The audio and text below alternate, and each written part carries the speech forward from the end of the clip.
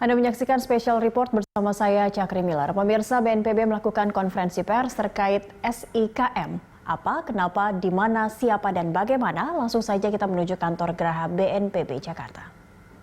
Bersama-sama dengan TNI Polri, maka penyekatan itu sudah dimulai sejak awal keberangkatan masyarakat. Baik. Jadi mulai dari Jawa Timur, rekan-rekan Polda dan TNI di Jawa Timur, begitu juga DIY, Jawa Tengah, Jawa Barat, ini sudah melakukan penyekatan sepanjang jalan, sehingga begitu masuk boundarynya Jabodetabek, ini sudah terseleksi. Jadi sudah berlapis-lapis sudah nih sebetulnya. Pengawasannya. Dari daerah asal pun sudah difikirkan sebetulnya nih Pak ya.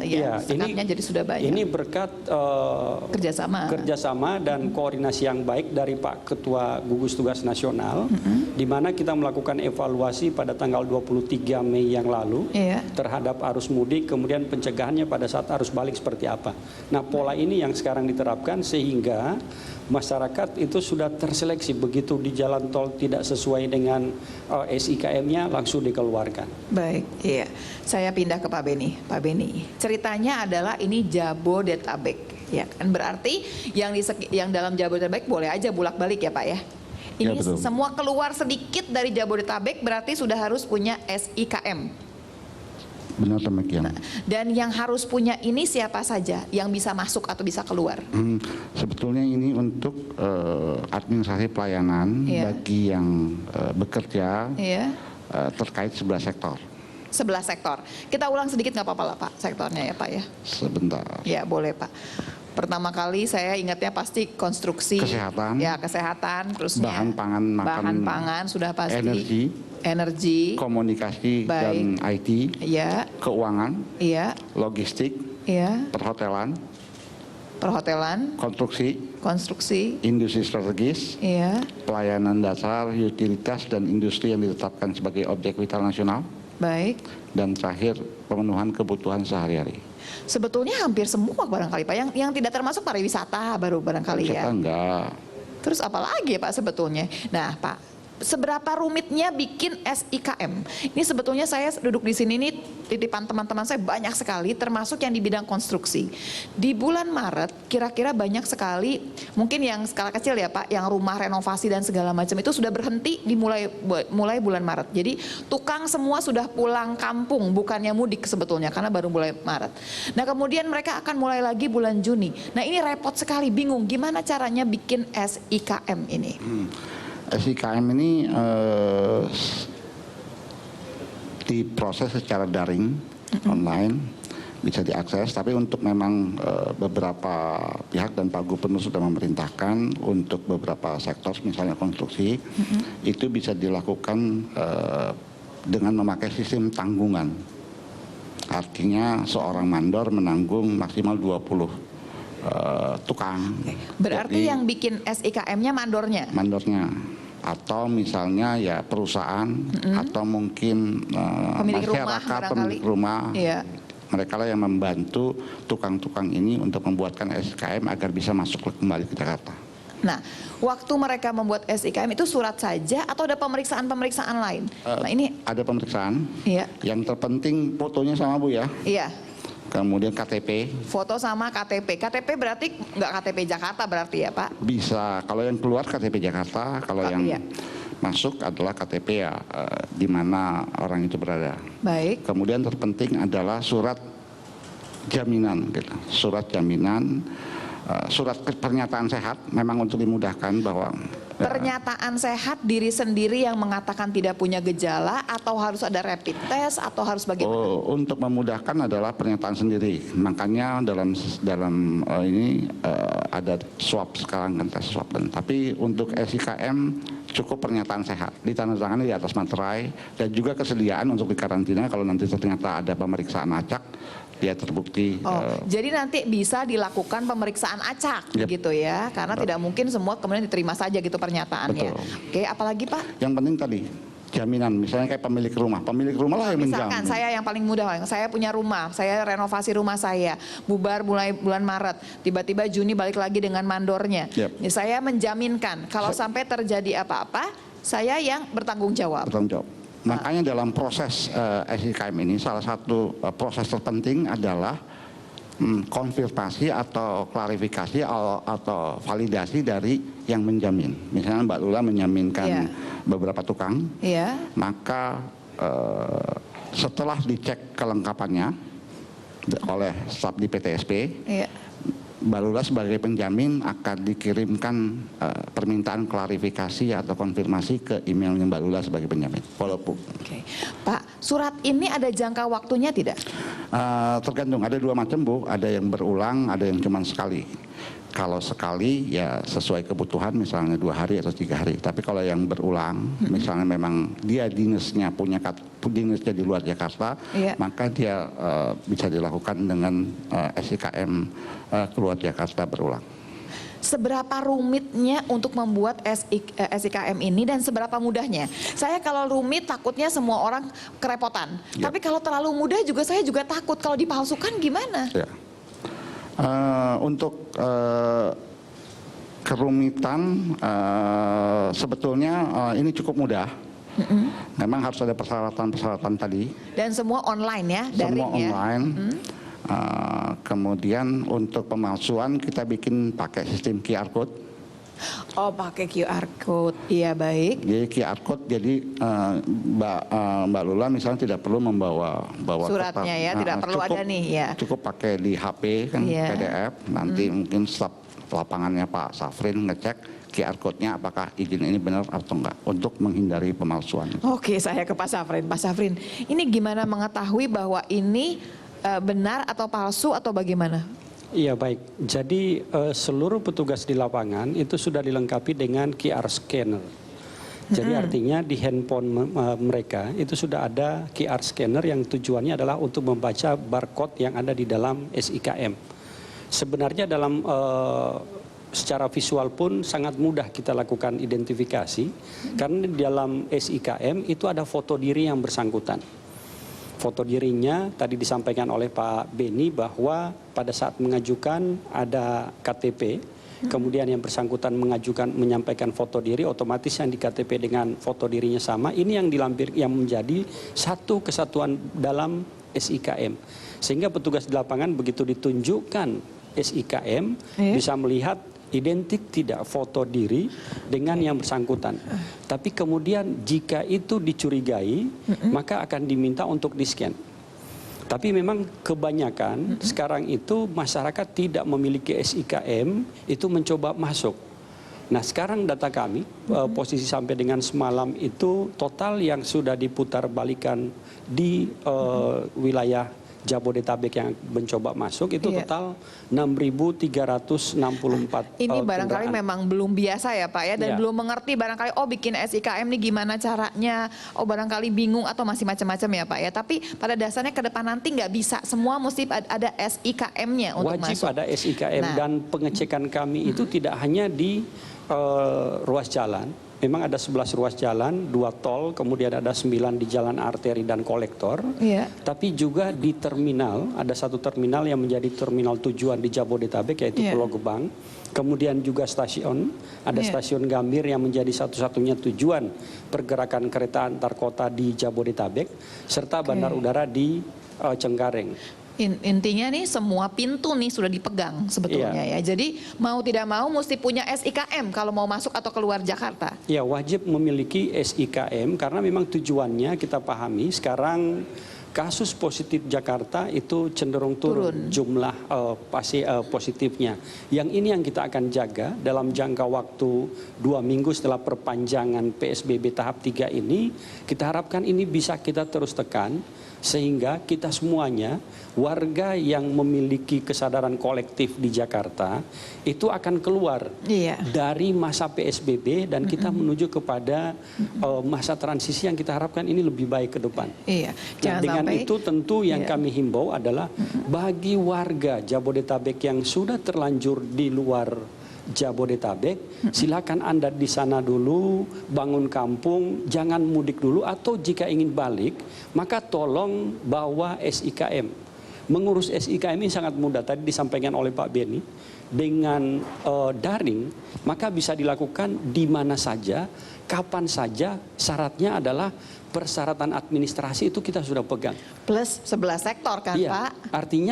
artinya begitu memiliki surat tugas di sektor konstruksi misalnya, ada KTP, cukup itu dilampirkan, langsung keluar terbit. Saya mau berandai-andai nih. Kalau saya nih agak nakal lah ceritanya ya. Saya sudah mudik, saya nggak 11 sektor tersebut, terus saya bilang aja, oh saya sektornya konstruksi. Saya kebetulan begini dan saya buatlah ceritanya dan semua. Itu kan juga bisa. Bapak ada pemeriksaan kah? Oh betul ada pembangunan di mana?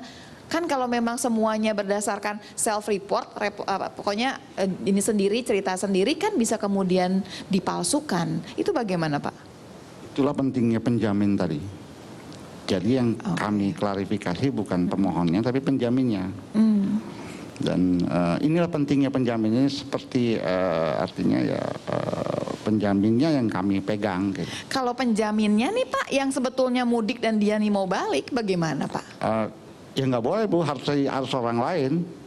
Oh dia nggak bisa dia. Nggak bisa dia penjaminnya. Jadi sebetulnya gini, kalau yang menjamin itu berarti dia berada di Jabodetabek yang menjamin. Kalau masuk, iya. Misalnya Kalau kantornya di sini. Iya. Tapi kalau keluar bisa jadi ya yang jamin. Kalau keluar lebih mudah dong Pak. Dengan sendirinya kan saya keluar ceritanya ya Pak ya. Jadinya tapi kan keluar ini kan keluar masuk. Berarti kalau saya bawa surat keluar masuk, waktu saya masuk kan QR-nya sama dong Pak. Sama. Misalkan saya mau keluar nih 2 hari lagi dan saya keluar untuk 5 hari. Untuk saya kembali lagi berarti dengan surat yang sama kan, dengan QR code yang sama. Ya. Betul ya Pak ya. Nah sementara kalau orang yang masuk nih Pak dengan self report seperti itu, apa nggak gampang kemudian semua bikin SIKM dan kita masih repot juga nanti memeriksa lebih jauh? Pertama bahwa kami mengingatkan. Jadi kalau ada pemalsuan itu kena undang-undang 12 tahun Pak Safrin ya. Undang-undang ITE. Nggak main-main gitu ya. Nggak main-main. Sanksinya. Jadi memang kalau terjadi seperti itu dan petugas lapangan menemukan atau kami cek, ya dia sudah menyatakan, sudah kami ingatkan bahwa kamu tidak boleh melakukan pemalsuan data dan lain-lain. Itu kena undang-undang ITE kan. Itu yang pertama. Yang kedua ya memang pencegahan harus dilakukan melalui ya tadi konfirmasi dari penjaminnya. Jadi penjamin yang dipegang. Oke Pak, sekarang saya mau tanya lebih jauh. Ada nggak Pak pengecualian? Misalkan ada yang sakit, ada yang meninggal, atau ada apa gitu Pak? 11 sektor plus yang mendesak. Umumnya yang meninggal atau sakit berobat ke RSCM, berobat betul. Itu bisa dilakukan dengan alasan mendesak. Tetapi memang kita tetap mintakan tadi penjaminnya dari misalnya RSCM memang ada dokter di sana yang menjamin atau seperti apa. Atau kalau tinggal di Jakarta ya siapa yang tinggal di Jakarta ini yang menjaminkan. Misalnya ada tukang tinggal di rumahnya Mbak Lula ya Mbak Lula yang menjaminkan untuk memastikan itu. Nah Pak Syafrin pengen tahu sama Pak Syafrin kalau di dalam keadaannya ya, dalam dia situasinya udah di jalan gitu ya Pak, dan orangnya bilang ini saya sakit, ibu saya sakit misalkan saya bawa dan harus ke rumah sakit besar di daerah mungkin tidak ada begitu ya, itu bagaimana Pak? Ya baik, di dalam peraturan gubernur nomor 47 ini ada yang dikecualikan dari izin. Seperti contoh ada 9 kriterianya. Ada 9 apa aja? Ambulans itu tidak boleh, tidak harus mengurus izin. Kemudian mobil barang, logistik. Tapi ambulansnya diperiksa juga Pak? Kita identifikasi selama mereka tidak membawa penumpang, ya silahkan lewat. Mobil barang pun demikian. Logistik jika tidak ada penumpang, biasanya logistik itu hanya sopir, kemudian 1 orang kondektur, itu mudah kita identifikasi. Berikutnya yang tadi ditanyakan. Jadi jika ada yang sakit kemudian dirujuk ke rumah sakit di Jakarta, karena banyak di Jakarta yang menjadi rumah sakit rujukan, itu yang menjadi salah satu pengecualian, mereka boleh langsung masuk, tidak harus melakukan pengurusan SIKM. Jadi yang sakit itu mendapatkan pengecualian untuk masuk pimpinan negara, pimpinan lembaga tinggi. Jadi dan ini dianggap semua dalam keadaan jujur ya Pak ya? Karena kan agak susah ya Pak ya, kita di ambulans barangkali di dalamnya itu bukan orang sakit misalkan, karena sewa ambulans saja. Ini kan ceritanya jadi semua bisa dengan segala macam cara, tapi kita menganggap bahwa ini semua dalam keadaan jujur ya. Iya, saya kemarin pengalaman waktu di Kedung Waringin, Jalan Raya Pantura, pada saat kami melakukan pemeriksaan ada satu mobil itu menunjukkan bahwa yang bersangkutan sakit memang patah tulang ditunjukkan. Oh, baik. Jadi artinya mau ke rumah sakit, kita persilakan dan kita berdoa mudah-mudahan cepat sembuh. Tapi kalau misalnya itu berbohong, ya jangan sampai patah benaran maksudnya seperti itu. Iya, jangan sampai kemudian kualat ya Pak ya. Tapi sejauh ini Pak, sejauh ini ada nggak kemudian yang mencari segala macam cara untuk bisa lolos tanpa SIKM? Memang secara keseluruhan pasti sangat banyak. Contohnya tadi bahwa sudah ada 6.364 kendaraan, apakah itu roda 4, mobil, kemudian mobil bus ataupun roda 2 yang kita putar balikan. Itu semuanya berusaha untuk tetap melintasi. Alasannya apa Pak masuk Pak? Biasanya mereka kadang menyatakan bahwa saya hanya bekerja di Karawang, kemudian pulang ke rumah. Nah begitu kita tanya identitas rumahnya ternyata adanya di Jakarta. Pekerjaannya di Karawang di mana sulit menjelaskan. Ini yang kemudian kita putar balikan. Tapi prinsipnya dengan adanya pergub ini tidak ada permisif terhadap penegakan hukumnya. Semuanya dalam rangka keselamatan seluruh warga yang ada di Jabodetabek ini 31 juta orang yang sudah menunjukkan angka positifnya turun. Kemudian ini harus diselamatkan yang mereka semuanya sudah bertahan tidak pulang. Kemudian ada 1-2 orang yang kemudian pulang, kita tidak tahu yang bersangkutan apakah OTG. Dan kemudian ini membahayakan seluruh yang ada di Jabodetabek, tentu ini yang harus kita awasi. Oleh sebab itu saya menyampaikan terima kasih kepada jajaran TNI, Polri yang konsisten untuk melakukan pengawasan dan pengamanannya. Jika tidak tentu kita tidak akan paham seperti apa tahap berikutnya di Jabodetabek. Nah oleh sebab itu siapapun yang menunjukkan SIKM ada, tidak ada Pak, langsung silakan Anda putar balik. Begitu tidak ada SIKM, jadi tidak ada permisif di dalamnya. Semuanya kita langsung putar balikan. Kecuali yang tadi sakit, yang bersangkutan 9 pengecualian tadi ada ya. sakit, kita persilahkan. Baik.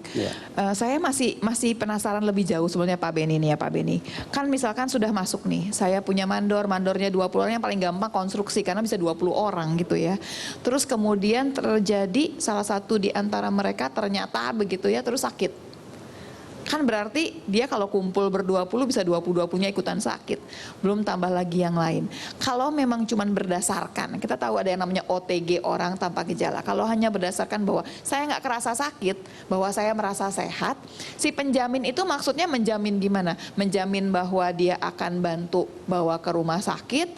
Kalau COVID kan jadi repot juga. Sebetulnya bagaimana ya Pak? Penjamin itu sebetulnya ada 2 Bu mekanismenya. Ya kita percaya tadi bahwa semua orang jujur asumsi. Jujur, kita anggapnya semuanya baik dulu ya. Dia menyatakan ada dalam form atau berkas yang harus disiapkan itu pernyataan-pernyataan terkait dengan kesehatan. Itu yang pertama, seleksi pertama. Jadi memang yang kedua adalah orang menjamin diasumsikan dia mengetahui orang ini dengan pasti deh ya. Jadi kalau saya bos di kantor, saya suruh anak buah saya datang ke kantor tapi saya curiga dia OTG diharapkan enggak gitu. Jadi memang ini tetap semuanya nanti kembali ke walaupun sistem dibuat tetap kembali kepada tadi kejujuran orang. Kalau sebetulnya orang saya ingin bertanya lebih jauh, apakah akan ada pemeriksaan tadi loh Pak? Tiba-tiba random gitu ya dicek, itu bagaimana, akan adakah itu?